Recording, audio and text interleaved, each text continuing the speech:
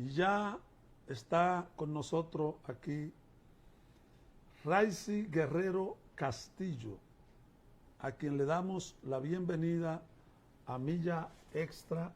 Un honor que esté con nosotros, un honor que haya sacrificado tu tiempo para esta audiencia que tanto amamos, que tanto respetamos en un día que ustedes están tan solicitados, un día que quizás necesitan tiempo para digerir la noticia, el impacto primero emocional, analítico, social, tan entretejido en lo que tiene que ver con esa doctrina católica. Y sé que cuando uno se involucra tan pasional en una determinada disciplina o creencia, pues este tipo de decisión pues lo impacta, y que haya decidido pues sacar este tiempo para estar acá con nosotros, pues de verdad, Raicy, muchas gracias. Será recordado para mí que fue Milla Extra importante que haya atendido a nuestra invitación y a nuestro llamado. Bienvenido nuevamente. Te hemos invitado acá porque hemos visto y hemos estado pendientes de toda la actividad del conclave y de todas las expectativas que ha habido nacional e internacionalmente respecto de la elección de este nuevo Papa, viendo la ideología, el estilo y la impronta que deja el Papa Francisco, su estilo poco convencional, su estilo quizás poco ortodoxo en el sentido respetuoso de la palabra, pero que ganó también y que sumó al catolicismo también muchos adeptos por su forma humilde quizás de comunicar y de albergar y de sumar a la parte más humilde de la sociedad, y lo que genera la elección ahora de un norteamericano nacionalizado o adoptivo en Perú. Es una mezcla de tantas cosas que se involucran que, como yo no soy experto en el tema, quisimos traerte acá para que pues desde tu óptica pues nos dé las mejores luces.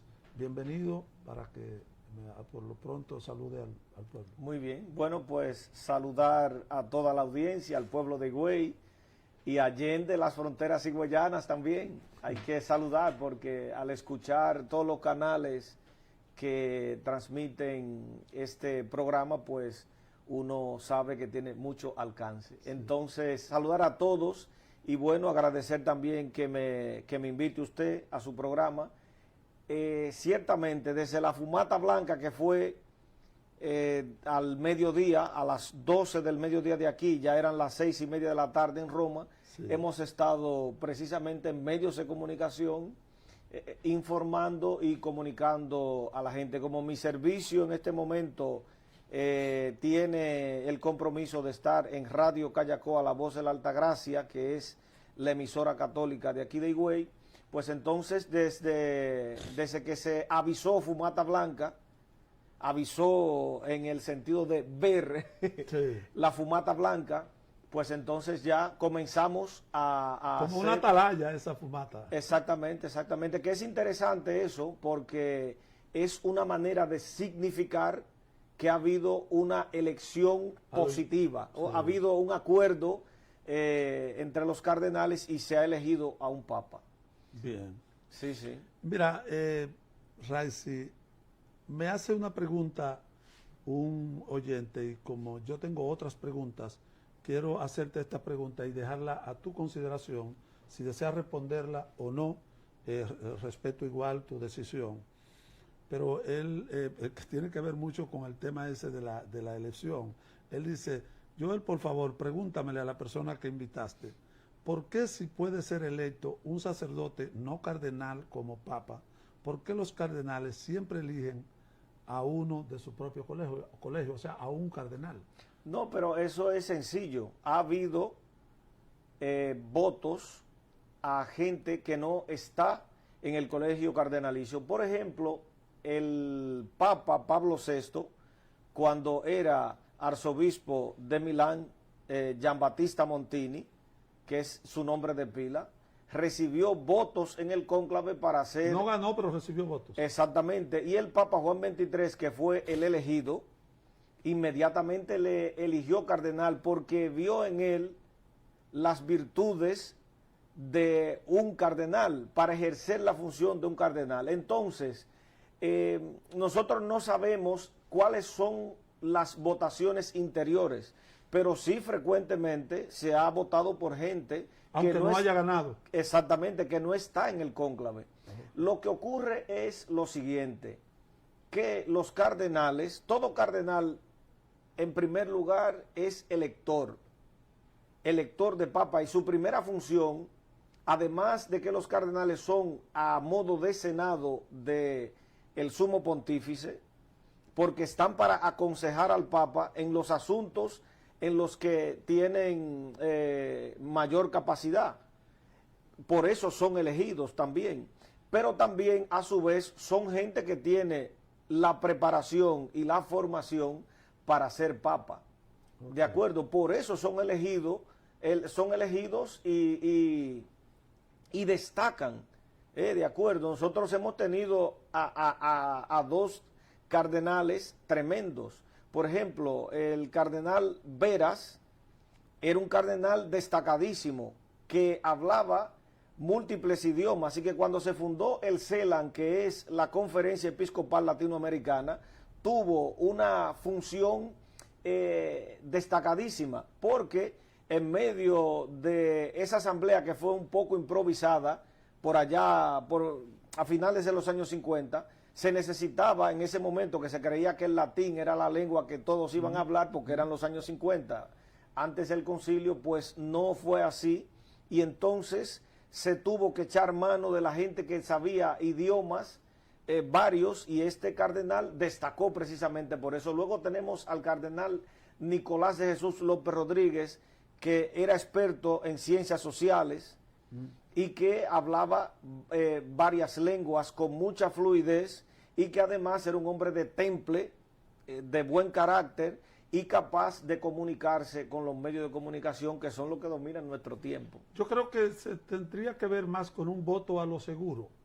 Que... Sí, porque realmente al elegir a los cardenales, al elegir un cardenal, tú quieres votar por alguien que tú conoces, que es una persona, como se dice en derecho canónico y en el argot eclesial, de probada virtud. Sí. ¿De acuerdo? Entonces, el Papa usualmente no elige a una persona desconocida para que sea cardenal, sino que elige a uno que ya ha decollado, o como se dice también en el argot eclesiástico, es egregio. Y la palabra egregio lo que significa es que destaque en la grey. Es una oveja o un toro que es prominente y se destaca dentro del ganado. Ya. ¿Qué simboliza la elección de un papa con raíces en dos culturas tan distintas como la estadounidense y la peruana, para una iglesia que busca ser cada vez más global e inclusiva? Bueno, precisamente este cardenal habla de la catolicidad, y también este cardenal dice mucho de lo que es nuestra región, nuestra inmensa región latinoamericana, y también de lo que es América en sí mismo, o sea, la América del Norte, la América del Sur. Estados Unidos y Chicago, donde nació este cardenal, es un crisol de culturas. Y fíjense que él es hijo de un franco italiano, es decir, que su padre tenía raíces francesas y raíces italianas, y luego su madre es española. Este aprendió el español de manera como lengua materna, pero luego toda su vida pastoral la hizo en el Perú, y República Dominicana, por supuesto, ha estado varias veces, porque dentro de sus funciones como religioso de la Orden de San Agustín, le tocaba visitar las diferentes comunidades religiosas que hay aquí en República Dominicana, y vino varias veces y de hecho nuestro obispo le conoce muy bien, se conocen como amigos. Castro Martes. Exactamente, nuestro obispo Jesús Castro Martes no solo que lo conoce de vista o que coincidió con él en un lugar, sino que le conoce como personas. amigos. Exactamente, porque había venido aquí a República Dominicana. ¿Qué significa esa... ¿Serviría eso como para que haga un viaje? Puede ser que venga a República Dominicana. Okay. Puede ser. ¿Cree usted que este nuevo liderazgo puede acercar nuevamente a sectores jóvenes alejados de la fe, especialmente en países como Estados Unidos, donde la secularización avanza con fuerza? Sí, claro que sí. Siempre este tipo de personas con tanta capacidad de salida van a atraer a esos que están alejados. Eso es verdad. Pero el fenómeno de este tiempo, de esta cultura a la que asistimos, es la secularidad. Y nosotros no podemos pensar que las cosas van a mejorar de la noche a la mañana. Y hay una pregunta cliché siempre que se está en medio de comunicación y demás, y es pensar que la Iglesia Católica es una institución de capa caída. Y fíjense, la muerte del Papa Francisco y el cónclave dicen que la Iglesia es una institución que está firme. Ahora, ¿en qué momento de la historia está la Iglesia? En un momento en el que rige la cultura, el agnosticismo y la secularidad. De acuerdo, y dentro de la misma Iglesia hay un movimiento teológico que habla de la laicidad y de la secularidad como un valor. De hecho, el teólogo más prominente, el teólogo católico y también protestante más prominente, que es Karl Rahner, habla de una vida cristiana en silencio, que se denomina los cristianos anónimos. No porque callemos, sino porque... Qué extraño el término, cristianos anónimos. Sí, pero no es porque callemos los cristianos, sino porque la cultura predominante entre nosotros es el agnosticismo. Por ejemplo, yo le voy a decir, antes el calendario estaba regido por las acciones religiosas, por los ritos religiosos. La primavera estaba marcada por la celebración de la Semana Santa, la Pascua, y el invierno estaba marcado por la celebración de la Navidad. Pero ¿qué es lo que sucede? Que ahora, por ejemplo, viene Shakira en septiembre y va a mover a miles hacia el encuentro con ella. Eso antes se debía a una acción religiosa, pero ahora ya no. ¿De acuerdo? Entonces, en ese sentido, tenemos que ser cristianos en un mundo en el que no se habla de Dios. Por eso somos anónimos. Hay que tener medio predicando en el desierto. Bueno, no predicando en el desierto. Pero parecido. Bueno, cuando digo anónimo significa que la sociedad no nos tiene a nosotros como la voz, ¿de acuerdo? Sí. Sino que estamos en medio del mundo que cada vez tiende más hacia lo secular. Y hubo, yo diría que sí, porque hubo un tiempo en que recuerda que desde allá atrás, cuando el edicto de Constantino, la iglesia permeaba todo, porque incluso lo que causó el asunto de los apóstoles, que se acercaron a la iglesia y que dejaron la iglesia de perseguirlo, fue precisamente esa situación. Claro que la sí. iglesia, de que había una comunión más estrecha entre el gobierno y la iglesia, que es lo que estás diciendo, que ya no se ve la iglesia como la portavoz. Eso se llama época de cristiandad, sí, en la que la cultura estaba permeada por la religión. Sí. Y entonces, de alguna manera, la autoridad pasaba precisamente por el pensamiento de los religiosos. Exactamente. América Latina ha sido históricamente el corazón del catolicismo. ¿Cómo interpreta la religión esta elección y qué tipo de esperanza podría despertar en los pueblos latinoamericanos la nueva elección? Bueno, yo tengo que decir que siempre el corazón del cristianismo es Europa, ¿no? Europa, sí. Y hay un eje que define yo creo lo que occidental. Sí, no, lo que pasa es que hay ejes, no, pero siempre la cultura occidental, aunque reniegue, la cultura occidental es cristiana, y el eje Roma-Jerusalén son los que definen la manera de pensar de Occidente. Entonces, la vieja Europa, aunque sea la que culturalmente va más avanzada, es siempre el centro del cristianismo. Ahora bien, ¿cómo hemos denominado a América Latina? Lo hemos denominado como el continente de la esperanza. El continente de la esperanza. Si usted recuerda el logo del jubileo del año 2000, el color que representaba a América Latina era el color morado-azul, un azul tirando a morado por ser el continente de la esperanza. Que se elija un segundo papa latinoamericano significa que la iglesia latinoamericana es la iglesia más pujante del conjunto universal de la iglesia católica. ¿Qué lectura tiene eso? ¿Está perdiendo allá en Europa o ahora mismo podríamos decir Estados Unidos? Este es nativo de Estados Unidos, este nuevo Papa, pero Sí. ¿qué lectura eso que del Francisco, el Papa Francisco era argentino? Sí. Este peruano, adoptivo peruano. Sí. ¿Qué lectura tiene eso? ¿Se está perdiendo un poco el interés en Europa o en Estados Unidos del hecho de que se esté apoyando tanto la religión, el catolicismo en Latinoamérica? No, yo sigo insistiendo en que la iglesia latinoamericana ha crecido mucho. La iglesia latinoamericana... Se ve como la esperanza todo. Exactamente, ha crecido mucho, sigue siendo un bastión significativo de cristianos, aunque tengo que decirle que Asia, en la India y China, es donde más está creciendo el cristianismo en todas sus versiones. Las vocaciones son por miles. En Corea, por ejemplo, que es un país muy secularizado, pero son por miles. ¿Qué hay que leer en esta elección de elegir un papa proveniente de Latinoamérica también? Hay que leer la continuidad del Papa Francisco.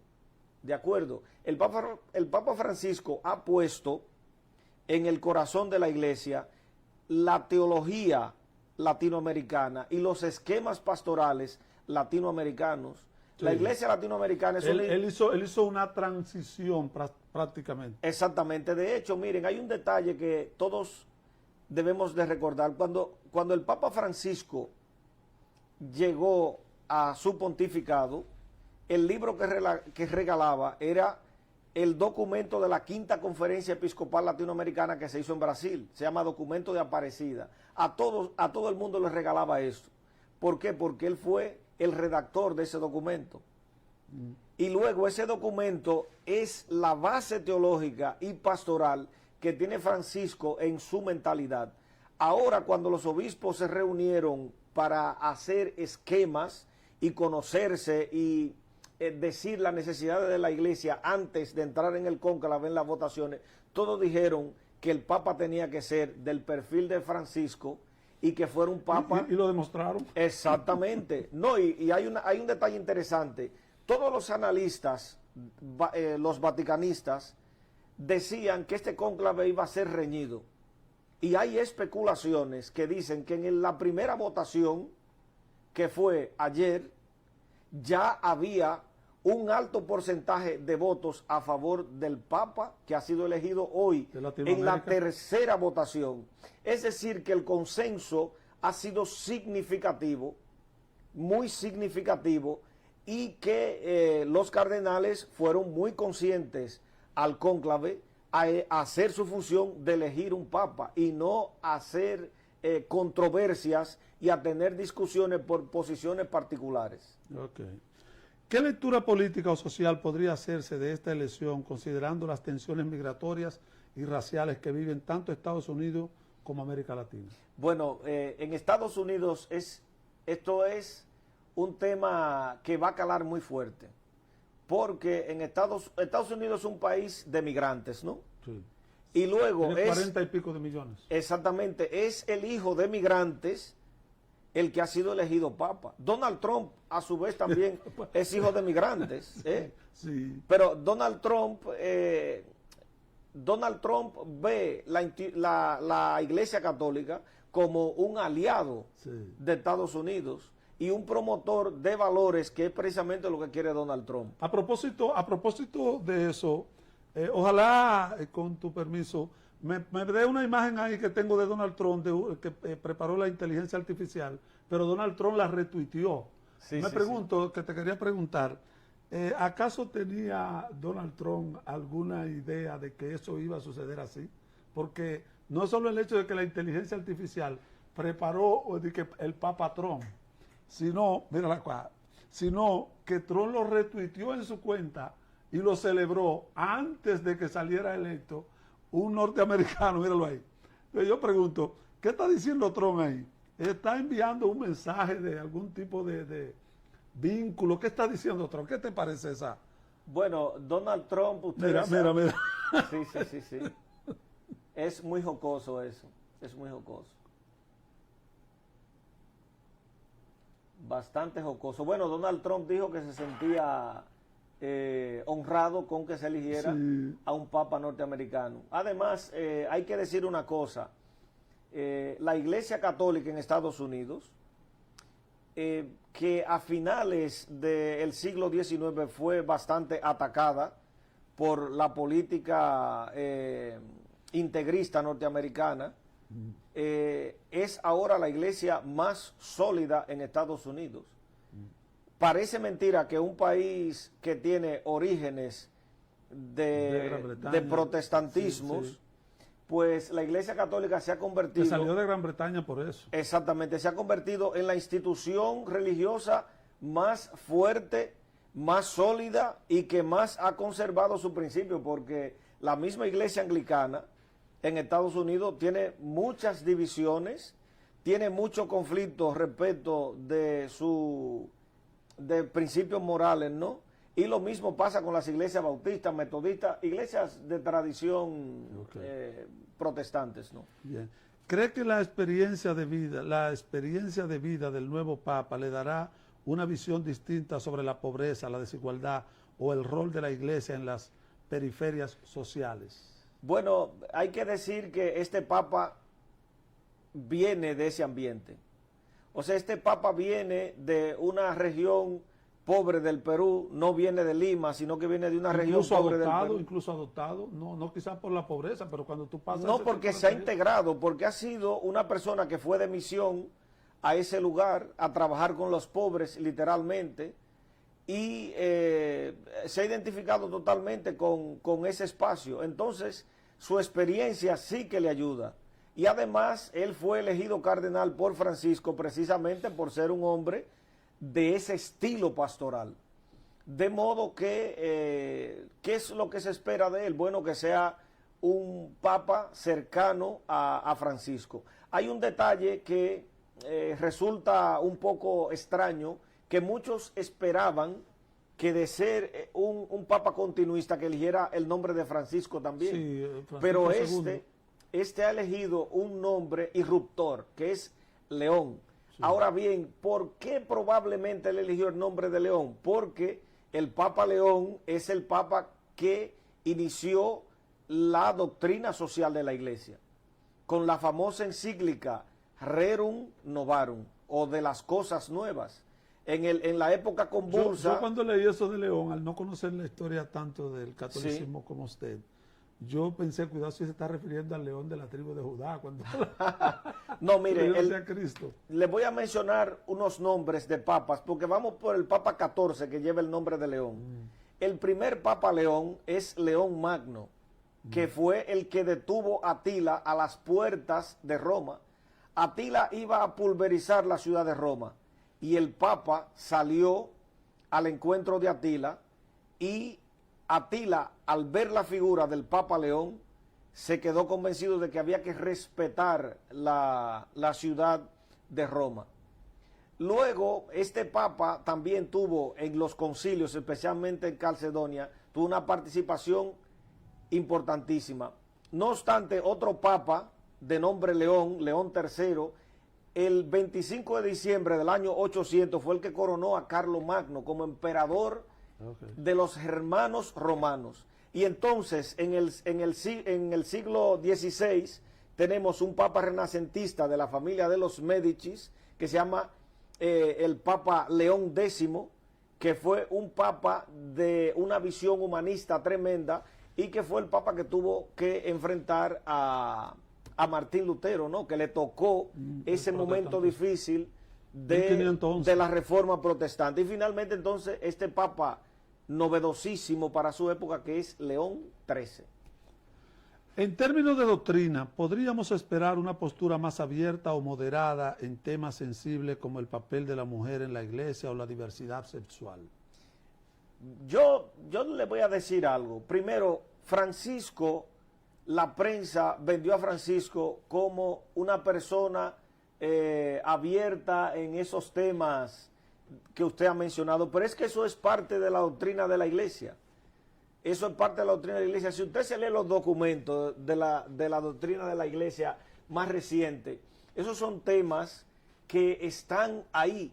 Ahora, ¿qué es lo que ocurre? Que el Papa Francisco es un hombre eminentemente práctico y lo ha puesto en boca de todos, lo ha hecho visible. El trato de la mujer la ha hecho visible, los temas sensibles de esta sociedad, como es el tema de la homosexualidad, por ejemplo, el Papa Francisco lo ha hecho visible. Ahora, ¿ha contradicho el Papa Francisco la doctrina de la iglesia? No, no lo ha contradicho. Y este Papa, si sigue la línea de Francisco, pues seguirá visibilizando esos avances que la Iglesia Católica ha hecho en muchísimos campos que parece que la iglesia, según los medios de comunicación, que yo le dije ahorita que muchas veces utilizan cliché, parece que la iglesia está en el medievo, ¿no? Pero la iglesia ha avanzado muchísimo y la iglesia es una institución de avanzada, aunque, claro, siempre valorando su tradición. Sí. De acuerdo, su tradición. Hay que decir, por ejemplo, que la Maître, ese que es el autor de la teoría del Big Bang, es un sacerdote católico. Sí. Entonces, cuando usted menciona que un sacerdote católico es uno de los que ha puesto la base de la física moderna, quiere decir que la Iglesia Católica no está atrás. No. ¿Qué impacto podría tener la elección en la diplomacia vaticana y su relación con gobiernos latinoamericanos y estadounidenses? Yo pienso que hará mucho bien, especialmente con el estadounidense va a hacer mucho bien, porque este es un hombre que de alguna manera, esa expresión que dijo Trump, ha honrado a los norteamericanos. De acuerdo, y eso va a ayudar a que entre en diálogo con gobiernos. Además, mire, yo le voy a decir una cosa, la diplomacia la inventó la Iglesia Católica. ¿Cómo así? Tan sencillo como lo siguiente. Yo creo que sí, porque tienen esa manera tan... No, es que la diplomacia... tan diplomática. La diplomacia, de alguna manera, yo quizás he sido imprudente al decirle inventó la Iglesia Católica. Mire, este mismo Papa León Magno, del que le he mencionado, del siglo IV, era legado pontificio, es decir, un embajador del Papa ante el emperador cuando la corte imperial estaba en Constantinopla. Y de ser embajador del Papa en Constantinopla fue elegido Papa, entonces él, o sea, sucesor de quien él fue representante. Yo diría, Ray, sin contradecirte, ¿no? Que yo me inclino por pensar que la Iglesia Católica entró en diplomacia después de muchos años, porque al principio no fue así. No, mire, yo le voy a explicar una cosa porque yo vuelvo y le digo, uno tiene que estudiar las cosas con realismo. Primero, hay muchos clichés mediáticos, ¿no? Y luego están las denominadas leyendas negras, ¿de acuerdo? Sí. Que lo que intentan es desacreditar la Iglesia Católica y a sus aliados de épocas de antaño. Entonces, mire, por ejemplo, la Iglesia Católica fue quien desarrolló la institución de los legados, de los embajadores. La Iglesia Católica es quien le da forma a las cortes de todo el mundo. Por ejemplo, el Estado moderno surge en contraste y a la vez imitando la corte papal. De manera que Luis XIV, que es el primer rey totalitario, ¿no? el rey total, y después el que dio paso al denominado Rey Sol, lo que hace es rivalizar precisamente con la autoridad del Papa. Y a su vez forma su corte a las mismas usanzas de la corte vaticana. Y fíjese, por ejemplo, usted escucha una palabra que suena entre nosotros, cancillería, ¿no? Cuando mencionamos cancillería en República Dominicana, todo el mundo piensa no, en la Secretaría de Estado de un país. Bueno, sí. Pues la Cancillería es una institución que viene del Vaticano. Incluso usted es el canciller de la diócesis. De una diócesis, exactamente. Sí. En su opinión, ¿cuáles serán los principales desafíos que enfrentará este Papa dentro del mismo clero, especialmente entre sectores conservadores, dado el hecho de que el Papa Francisco no fue como muy enfocado en cuanto a lo conservador? No, y es que el Papa Francisco tenía que ser así, porque cuando el Papa Benedicto renunció pidiendo que eligieran un Papa que hiciera contraste con él. Ah, ok. Entonces esas son de las cosas de la iglesia que uno no puede...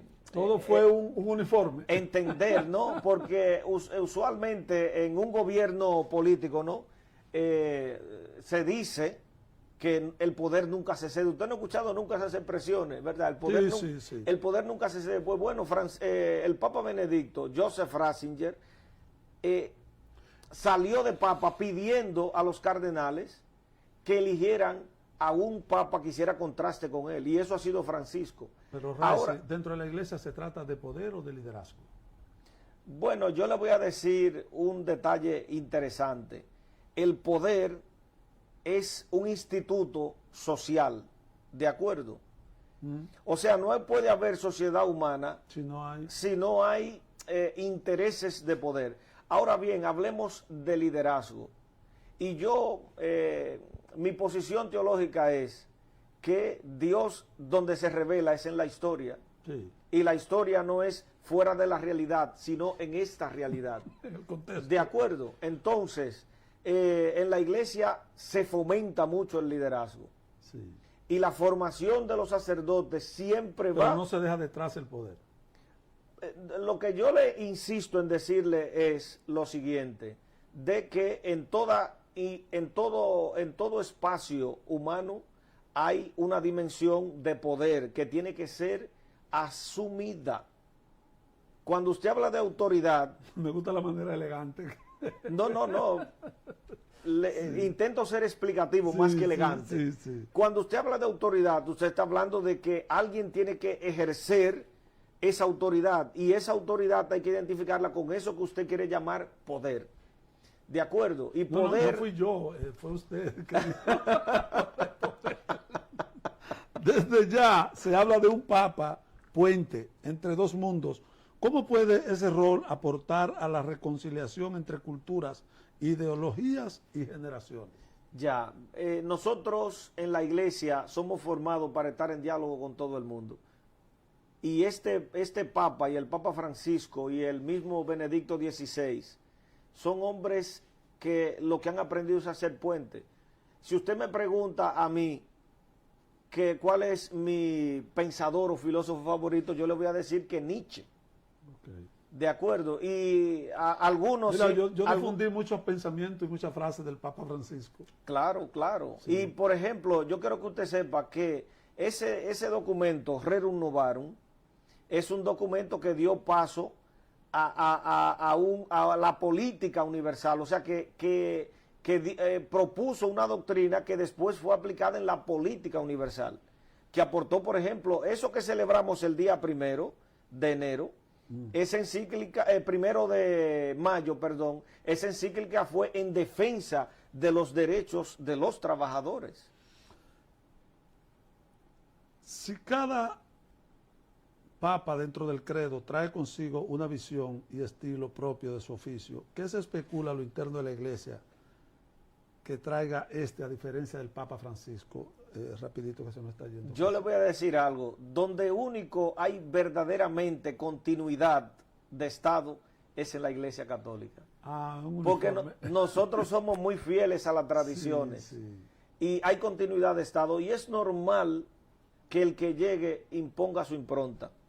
Ok. ¿De acuerdo? Sí, entendí. Entonces, eso es normal. Y que hayan crisis entre gente que no entiende una cosa y otra, eso va a ser normal también. Sí, pero como dice, la iglesia sigue caminando. Claro que sí, claro que Y sí. finalmente, ¿qué espera usted personalmente de este nuevo Papa?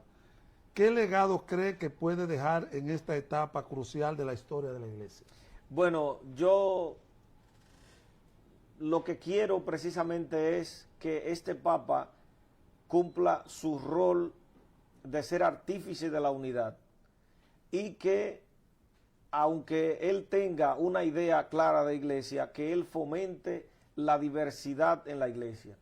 Eso a mí me parece interesante, que se cumpla eso que dice el Señor en el Evangelio, que dice que todos sean uno, que todos sean uno, Sí, pero amados unos a otros.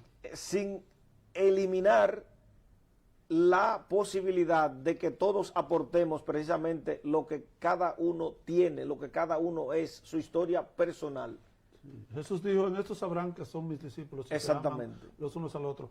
Ralsy, gracias por abrir tu corazón, tu experiencia, tu conocimiento, tu sacrificio que cuesta el conocimiento. A Milla Extra, de verdad, gracias por estar acá con nosotros un día tan especial. Tiene los micrófonos y ese pueblo para que te despida. Bueno, pues nada, saludar de nuevo a todo Higüey. Hay que celebrar la elección de este nuevo Papa. Agradecemos muchísimo a los que nos felicitan, a los que se han motivado a darle seguimiento a la elección del Papa. Así que felicito a todos. El Señor nos ha regalado un Papa para bien de la iglesia y para el bien de este mundo también. Señores, gracias por estar con nosotros una vez más. Como siempre, al despedirme, les digo, sobre toda cosa guardada, guarde su corazón, porque de él mana la vida. Bye bye, buenas noches. Nos vemos mañana.